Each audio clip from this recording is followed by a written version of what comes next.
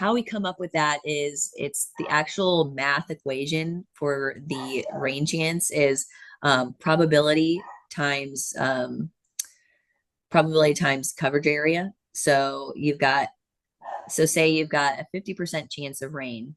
You've got you've got 100% chance that you think it's going to rain in 50% of the area. So you've got a 50% chance of rain. So it just kind of depends on how much of the coverage area you think there's going to be rain and how confident you are. So it's confidence and coverage.